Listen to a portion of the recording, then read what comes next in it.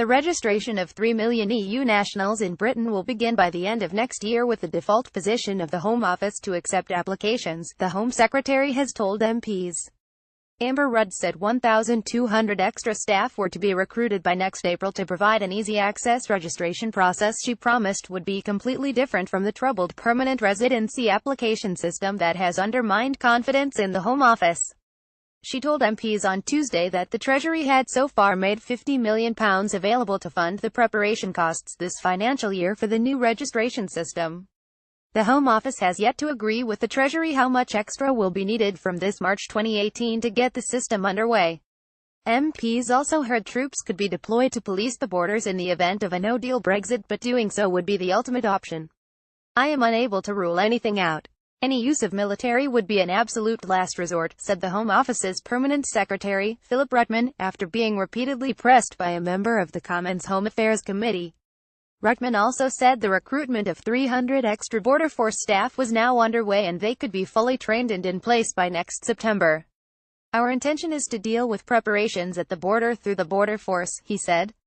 Rudd tried to reassure MPs in the face of recent skepticism about the capacity of the Home Office to deliver the registration of 3 million EU nationals, saying it would be an easy-access online process and would not involve 80 pages plus, as is the case with existing permanent residence applications. The Home Secretary said the default position would be to accept EU nationals' applications for settled status if they qualified. Online checks with the Revenue and Customs Department for works and pensions records would be made, with the applicant's consent, as would identity and criminal background inquiries. Rudd said EU nationals currently resident in Britain would be able to regularize their position by applying for settled status biometric residence permits if they have lived in Britain for more than 5 years.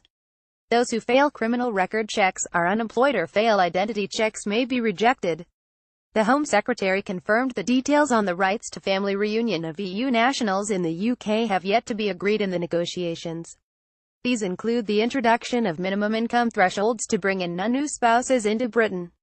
Rudd denied there had been a high error rate in Home Office decisions on EU nationals' applications for permanent residence, but said she accepted there had been mistakes in individual cases for which apologies had been made. We are going to be testing and rolling it out in stages to make sure we get it right. We will be nimble on our toes, to make sure we recruit where necessary to keep it up, she told MPs. Rudd confirmed that a Home Office white paper on immigration is to be published before the end of this year.